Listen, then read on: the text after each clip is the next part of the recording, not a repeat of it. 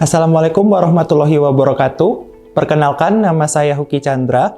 Saya adalah seorang trainer keselamatan dan kesehatan kerja, Certified Ahli K3 Umum, dan Asesor Kompetensi BNSP. Pada kesempatan ini, saya akan membahas tentang peraturan dan standar K3. Keselamatan dan kesehatan kerja di bidang migas telah diatur dalam berbagai peraturan perundangan. Undang-Undang Nomor 22 Tahun 2001 menjadi dasar hukum utama sektor minyak dan gas bumi. Peraturan Pemerintah Nomor 17 Tahun 1974 mengatur pengawasan di daerah lepas pantai. PP Nomor 11 Tahun 1979 mengatur keselamatan dalam pemurnian dan pengolahan migas. Permen ESDM Nomor 18 Tahun 2018 menegaskan pemeriksaan instalasi dan peralatan usaha migas. Peraturan ini dirancang untuk melindungi pekerja, menjaga lingkungan, dan menjamin operasi industri yang berkelanjutan.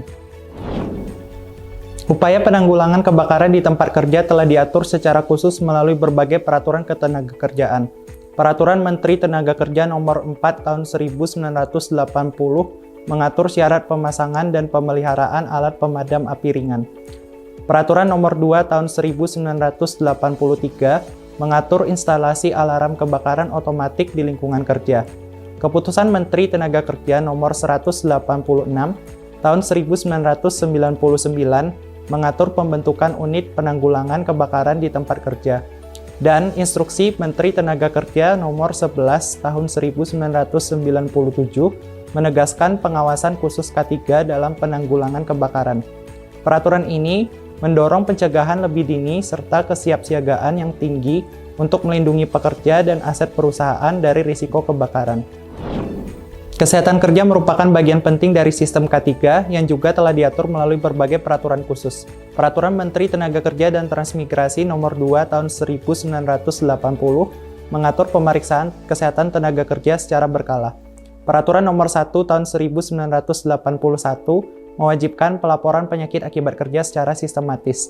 Dan Peraturan Nomor 3 Tahun 1982 mengatur penyelenggaraan pelayanan kesehatan bagi tenaga kerja di tempat kerja.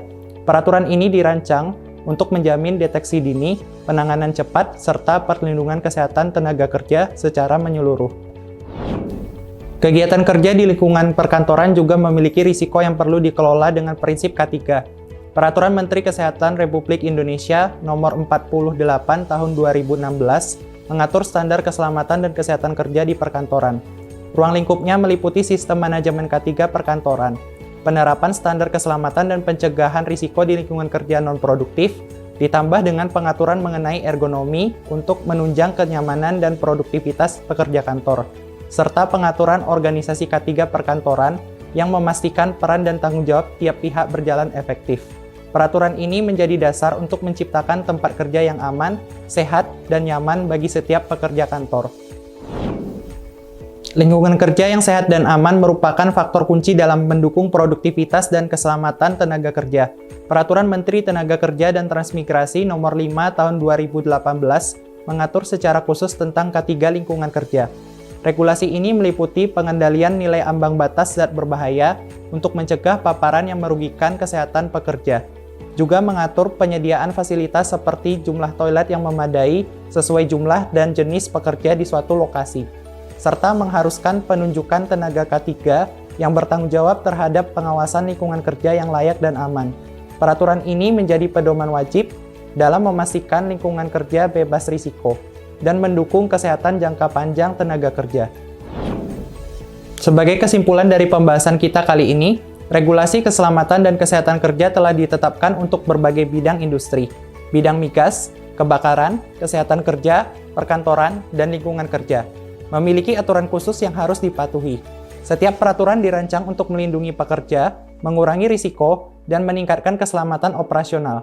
Kepatuhan terhadap peraturan adalah langkah nyata untuk mewujudkan zero accident dengan kesadaran kolektif dan komitmen bersama. Lingkungan kerja yang aman dan sehat dapat tercipta. Demikian penjelasan kita hari ini. Terima kasih. Wassalamualaikum warahmatullahi wabarakatuh.